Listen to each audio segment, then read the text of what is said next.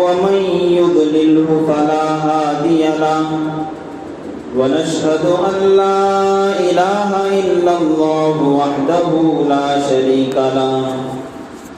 ونشهد أن سيدنا ومولانا محمدا عبده ورسوله أما بعد فقد قال الله تبارك وتعالى في القرآن الكريم فأعوذ بالله من الشيطان الرجيم بسم الله الرحمن الرحيم إن عدة الشهور عند الله 12 شهرا في كتاب الله يوم خلق السماوات والأرض منها 4 حرم وقال النبي صلى الله عليه وسلم اللهم بارك لنا في رجب وشعبان وبلغنا رمضان أو كما قال عليه الصلاة والتسليم صدق الله العظيم وصدق رسوله النبي الكريم ونحن على ذلك لمن الشاهدين والشاكرين الحمد لله رب العالمين. بزرگان محترم، عزیز نوجوان دوستوں، بھائیوں، شعبان المعظم کا مہینہ جاری اور ساری ہے۔ شعبان کا مہینہ بڑا عظمتوں والا مہینہ ہے۔ رسول اللہ صلی اللہ علیہ وسلم اس مہینے کی بہت رعایت کرتے تھے۔ احادیث کے اندر آتا ہے، حضرت عائشہ صدیقہ رضی اللہ تعالی عنہا فرماتی ہیں کہ آپ صلی اللہ علیہ وسلم رمضان کے مہینے کے علاوہ باقی 11 مہینوں میں سب سے زیادہ شعبان کے مہینے کو اہمیت دیتے تھے اور اس کے اندر روزہ رکھتے تھے۔ شعبان کے مہینے میں بکثرت روزے اللہ کے نبی صلی اللہ علیہ وسلم رکھا کرتے تھے۔ ایک مرتبہ کسی صحابی رسول نے پوچھ لیا کہ یا رسول اللہ، کیا بات ہے کہ آپ رمضان میں تو روزے رکھتے ہی ہیں لیکن شعبان میں بکثرت روزے رکھتے ہیں، کیا وجہ ہے؟ آپ صلی اللہ علیہ وسلم نے ارشاد فرمایا کہ یہ جو شعبان کا مہینہ ہے اس کے اندر آدمی کے اعمال، اس کی پوری ہسٹری، ایک سال میں وہ جو کچھ کیا ہوا تھا وہ سب چیزیں اللہ تبارک و تعالیٰ کی دربار میں پیش کی جاتی ہیں۔ فیصلہ بعد میں ہوگا لیکن اعمال سب کچھ، دوسرے الفاظ میں آپ یہ سمجھ سکتے ہیں، اسے یہ کہہ سکتے ہیں کہ پورے ڈاٹا کو اکٹھا کرنا، جمع کرنا، یہ جو پروسیس ہے یہ اس مہینے میں ہوتا ہے۔ تو آپ صلی اللہ علیہ وسلم نے فرمایا کہ شعبان کے مہینے میں لوگوں کے اعمال، لوگوں کا ڈاٹا اکٹھا کیا جاتا ہے۔ کون آدمی کیسا ہے، اس نے کیا کیا ہے، اس کے نام اعمال میں نیکیاں کتنی ہیں، وہ نماز پڑھ رہا ہے تو اس نماز میں وزن کتنا ہے، وہ اپنے بیوی بچوں کے ساتھ رہتا ہے، بیوی بچوں میں رہنے میں اس کے اعمال کیسے ہیں، اس کا سلوک کیسا ہے ان کے ساتھ، اس کا باپ اس سے راضی ہے، اس کی ماں اس سے راضی ہے، اس کے بھائی بہن اس سے راضی ہیں، اس کے بیوی بچے اس سے راضی ہیں، وہ اپنے کاروبار میں کیا کرتا ہے، دھوکہ دیتا ہے، سچ بولتا ہے، کیا کرتا ہے، ہر طرح کا عمل۔ عام طور پر جب کہا جاتا ہے کہ آدمی کے اعمال اللہ کے یہاں پیش کیے جاتے ہیں تو ہمارے ذہن میں بس اتنی بات آتی ہے کہ میں روزہ کتنا رکھا ہوں، نماز کتنی پڑھا ہوں، کتنی تسبیحات پڑھا ہوں، حج کیا ہوں یا نہیں کیا ہوں، عمرہ کیا ہوں یا نہیں کیا ہوں، یہ شاید پیش کیا جائے گا، یہ بھی تو پیش کیا جائے گا۔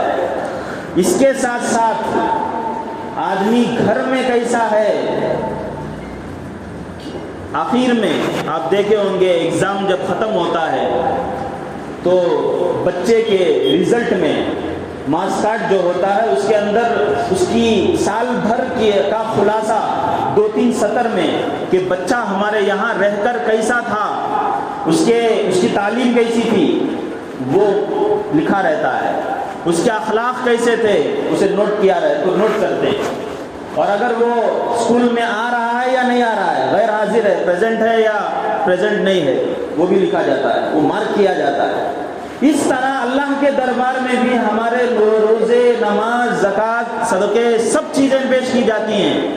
اس کے ساتھ ساتھ گھر میں آدمی کیسا ہے، بیوی بچوں کے ساتھ کیسے ہے، ماں کے ساتھ اس کا سلوک کیسا ہے، بھائی کے ساتھ اس کا سلوک کیسا ہے، اس کے دل کی کیفیت کیسی ہے، دل میں کسی کے تعلق سے برائی رکھتا ہے یا نہیں رکھتا ہے، یہ سب چیزیں اللہ کے درگاہ میں پیش کی جاتی ہیں۔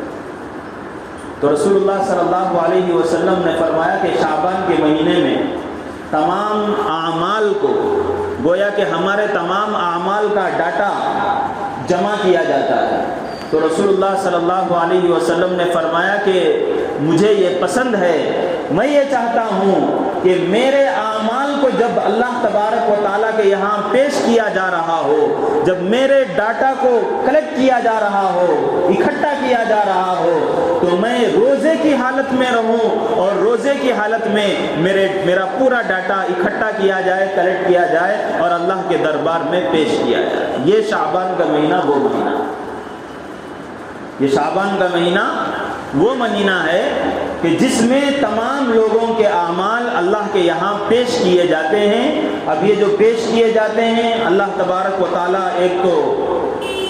روایات کی تطبیق دے کر علماء نے یہ بات بیان کی ہے کہ شب برات میں اس کے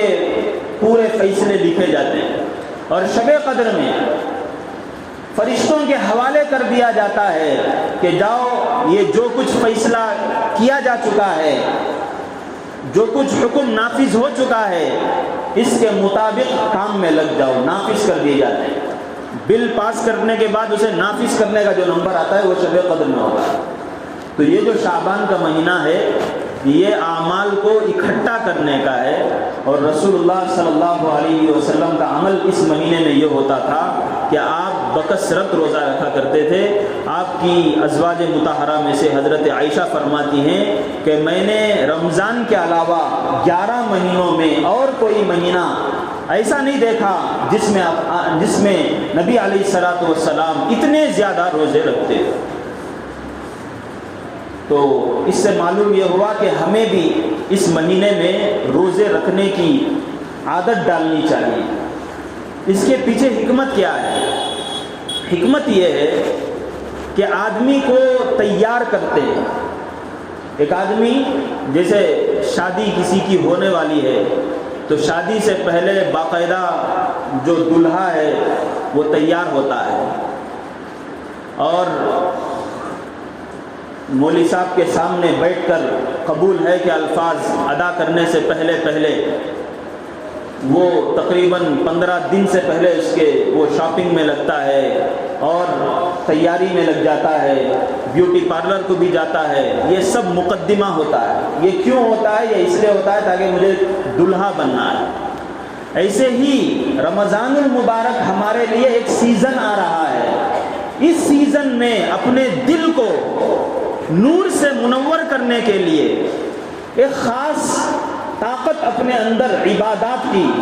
ایک خاص طاقت اللہ تبارک و تعالیٰ کی اطاعت کی، اور خاص طاقت ایک نور کی اپنے دل کے اندر پیدا کرنے کے لیے رسول اللہ صلی اللہ علیہ وسلم عملاً آدمی کو کہا کرتے تھے کہ بھئی تو روزہ رکھ۔ اسکول میں کوئی فنکشن ہوتا ہے، اب اسے مظاہرہ کرنا ہوتا ہے، لوگوں کے سامنے پیش کرنا ہوتا ہے، فنکشن میں اسے حصہ لینا رہتا ہے، اسے سب لوگ فنکشن میں بیٹھے ہوئے ہیں اس کے سامنے۔ اس سے پہلے آدمی کیا کرتا ہے؟ گھر میں رہ کر مشق کرتا ہے، اور مشق کرتے ہوئے وہاں کچھ چوک ہو رہی ہو، وہاں کچھ اوپر نیچے کچھ ہو رہا ہو، کوئی اسٹیپ وہ ٹھیک سے ادا نہ کر رہا ہو، یا پھر یہ کہ بولنے میں تقریر میں وہ کچھ اونچ نیچ کر لے رہا ہو، تو اسکول کے جو ماسٹرز ہیں ٹیچرز ہیں وہ اسے تیار کرتے نہیں ایسا نہیں ایسا کرنا ہے، تب جا کر وہ پیش کرتا ہے تو زبردست پیش کرتا ہے۔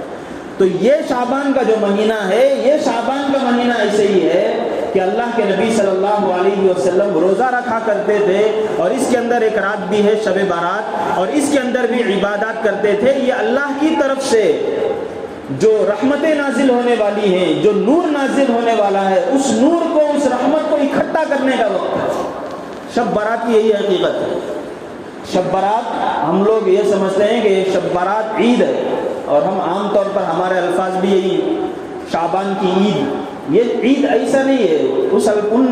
اس معنی میں نہیں ہے کہ ہم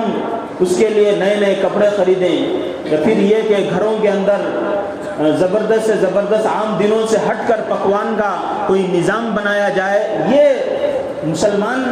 کے لیے شب برات میں ہو، شعبان میں ہو، یہ کام اس کے لیے لائق نہیں ہے۔ اصل یہ ہے کہ اسے رمضان کے لیے تیار کیا جا رہا ہے، اسے اپنے اعمال کے لحاظ سے تیار کرنا ہے، اس کے اندر وہ نور پیدا کرنا ہے، وہ طاقت پیدا کرنا ہے کہ کل جیسے ہی رمضان آ جائے وہ ایسے روزے رکھنے والا بن جائے کہ اس کے اندر ذرہ برابر بھی کمی بیشی نہ ہو، اس کے اندر ذرہ برابر بھی کمی بیشی نہ ہو۔ ہم لوگ نماز پڑھتے ہیں، فرض نماز سے پہلے بھی کچھ سنتیں ہیں، فرض نماز کے بعد بھی کچھ سنتیں ہیں۔ یہ سنتیں کیوں ہیں؟ یہ سنتیں بھی اس لیے ہیں کہ آدمی،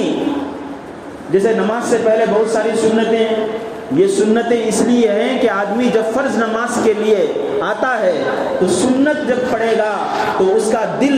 دنیا کے کاموں میں جو لگا ہوا ہے وہاں سے ہٹ کر اسے ایک سوئی کنسنٹریشن حاصل ہو جائے گا۔ وہ سنت نماز پڑھ رہا ہے تو تھوڑی دیر کے لیے وہ بھاگتا آیا تھا،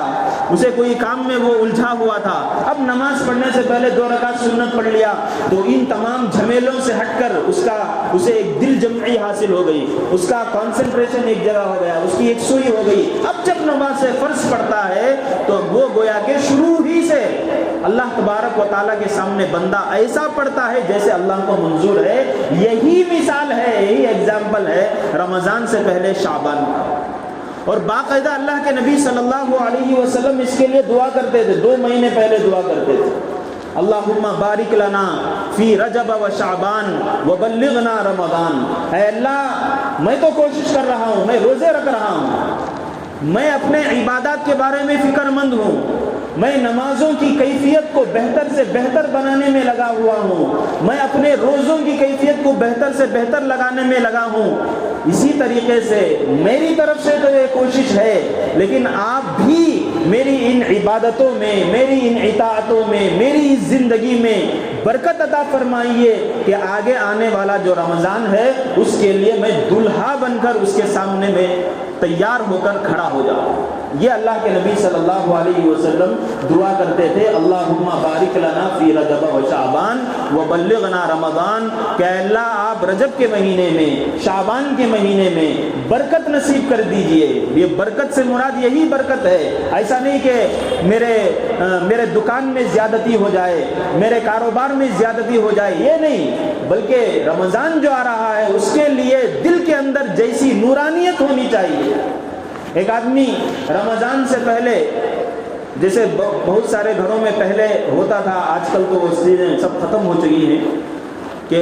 گھروں کے اندر ٹی ویاں پہلے تھی، اب بھی ہیں، اور جیسے ہی رمضان شروع ہونے والا ہے تو کیبل والے کو فون کر کے کنیکشن کٹ کر دیا کرتے تھے۔ اب تو موبائل آ کر ہر جیب میں ٹی وی پہنچا دیا ہے، لیکن پہلے ہم لوگ کیا کرتے تھے، جیسے ہی رمضان کا مہینہ آتا ہے تو کیبل والے کو فون کرتے اور کنیکشن ختم کر دیتے، لیکن وہ چیزیں ختم کرنے کے بعد جیسے ہی رمضان شروع ہو تو محسوس کیا ہوگا کہ جو عادت ہمیں لگی ہوئی تھی ٹی وی دیکھنے کی، یا جو حالت ہمیں لگی ہوئی تھی ادھر ادھر کی فضول کاری میں، وہ چیزیں چھوٹتی نہیں ہیں جلدی۔ ایک آدمی کی جو عادت بن جاتی ہے تو فوراً اس کے اوپر روک لگا دیا جاتا ہے تو فوراً وہ عادتیں چھوٹتی نہیں ہیں، اس کے لیے پہلے سے ذرا تیاری کرنی پڑتی ہے۔ تو رسول اللہ صلی اللہ علیہ وسلم اس شعبان کے مہینے میں جو بار بار روزوں کی تعلیم اور روزوں کا حکم دیا کرتے تھے، اس کی وجہ یہی ہے۔ ایک حدیث میں تو باقاعدہ یہ ہے کہ کان رسول اللہ صلی اللہ علیہ وسلم یصوم فی شعبان تعظیما لرمضان۔ رسول اللہ صلی اللہ علیہ وسلم شعبان کے مہینے میں روزہ رکھا کرتے تھے۔ کیوں روزہ رکھا کرتے تھے؟ رمضان کی تعظیم میں۔ تو معلوم یہ ہوا کہ یہ شعبان کا جو مہینہ ہے اس کے اندر ہمیں روزے رکھنے ہیں، لیکن کتنے روزے رکھنے ہیں؟ آپ صلی اللہ علیہ وسلم کی احادیث میں اس کی بھی تعلیم ہے۔ رسول اللہ صلی اللہ علیہ وسلم نے یہ ارشاد فرمایا کہ آخر میں بکثرت روزے رکھا کرو، لیکن آخر میں ایک ہفتہ 10 دن ہیں تو پھر اس کے بعد روزہ نہ رکھا۔ شروع کے 20-25 دن ہیں، ان میں اگر کوئی آدمی روزہ رکھے تو بہتر ہے، اس کے لیے روزہ رکھنا سنت ہے، لیکن اس کے بعد روزہ نہ رکھے۔ یہ اس لیے روزہ نہ رکھے کہ وہ ذرا تازہ دم ہو جائے، ذرا کھا پی کر پھر دوبارہ تیار ہو جائے رمضان کے لیے۔ تو یہ جو رمضان سے پہلے شعبان کا جو مہینہ آتا ہے یہ رمضان کی تیاری کے لیے، اور اس میں اللہ تبارک و تعالیٰ ایک رات عنایت کرتے ہیں، شب برات۔ اس کے تعلق سے میں درمیان میں کہہ رہا تھا کہ اس میں ہم بہت سارے لوگ اپنے بچوں کو نئے کپڑے خریدنے میں لگا دیتے ہیں، اپنا وقت اس میں لگا دیتے ہیں۔ آج کل چونکہ اتوار کے دن ہے شب برات، تو جمعہ کا دن اور ہفتے کا دن باقاعدہ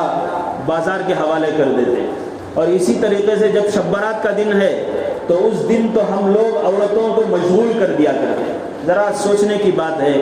کہ ایک عورت جو صبح سے گھر کے کام میں لگی ہوئی تھی، پکانے میں، ادھر کے ادھر کے کاموں میں لگی ہوئی تھی، پھر جیسے ہی عصر کا مغرب کا وقت آ جاتا ہے 5-6 بجے، اور ہم اپنے گھر کے اندر ایسا نظام، ایسا شیڈول بنا لیں کہ بھئی شام میں چونکہ آج عید کا دن ہے اس وجہ سے زبردست خشکا خرما بننا ہے، بریانی بننی ہے، ایسا بننا ہے، ویسا بننا ہے، یہ چیزیں ہم یہ کر دیں گے، اور عورت 5-6 بجے سے ان کاموں میں لگ جائے تو وہ عورت جو پہلے ہی سے کمزور ہے وہ آگے چل کر کیا عبادتیں کرے۔ ہم لوگ مرد، اللہ تبارک و تعالیٰ نے ہم لوگوں کو قوی الجسم بنایا ہے، ہم لوگ کھا لیتے ہیں، کھانے کے بعد مسجد کے حوالے ہو جاتے ہیں، مسجد میں آ کر کچھ عبادتیں کر لیتے ہیں، چلے جاتے ہیں، لیکن جتنا ہمارے لیے اپنے آپ کے بارے میں غور و فکر کرنا ضروری ہے، اتنا ہی اپنی اہل و عیال کے بارے میں، اپنی بیویوں، اپنی ماؤں اور بہنوں کے بارے میں بھی خیال کرنا ضروری ہے۔ اللہ نے فرمایا قُوْ أَنفُسَكُمْ وَأَهْلِيكُمْ نَارًا، اپنے آپ کو بھی جہنم کے آگ سے بچانا یہ تمہاری ذمہ داری ہے۔ اسی طریقے سے اپنے اہل و عیال، بیوی بچوں کو، ماؤں بہنوں کو، بھائیوں کو، ان کو بھی جہنم کی آگ سے بچانا یہ بھی ایک مسلمان کی ذمہ داری ہے، ایک مومن کی یہ شان ہے۔ اب ہم لوگ مرد حضرات وہاں سے یہاں آ جاتے ہیں، نماز روزے میں لگ جاتے ہیں۔ اب وہ عورتیں جو 5-6 بجے سے پکانے میں لگی ہوئی تھی اور اس کے بعد ہم کو نماز سے پہلے یہاں کھانا ہمارے سامنے پیش کی تھی، ہم کھانے کے بعد یہاں فارغ ہو کر یہاں آ گئے، اب وہ بیچاری صبح سے شام تک جو لگی ہوئی تھی، ہوتا یہ ہے کہ عشاء کی کچھ نمازیں پڑھ لیتی ہیں اور تھکی رہتی ہیں، کچھ وقت ایک دو رکعت یا 4 رکعت یا 8 رکعت پڑھتی ہیں، اس کے بعد نہ انہیں دعا کرنے میں ان کا جسم باقاعدہ طور پر چست رہتا ہے، نہ پھر اور کسی عبادت میں لگتے ہیں۔ تو یہ اگرچہ کہ وہ عبادتوں میں نہیں لگ رہی ہیں، لیکن اس کا سبب ہم مرد حضرات بن رہے ہیں۔ تو اس لیے میں آپ سب حضرات سے گزارش کرتا ہوں، اور اسی طریقے سے جن تک بھی میری آواز پہنچ رہی ہے ان سے بھی میں گزارش کرتا ہوں کہ گھروں میں شب برات آئے تو پھر یہ سب چیزیں آپ لوگ نہ رکھ لیں، اس کے لیے دوسرے دن رکھ لیں، دوسرے دن، تیسرے دن، اس لیے کہ یہ دن شب برات کا دن، یہ شب برات کی جو رات ہے یہ کھانے پینے کی رات نہیں ہے۔ میں نے ابھی کہا کہ آدمی کے اعمال پیش کیے جا رہے ہیں، آدمی کیسا ہے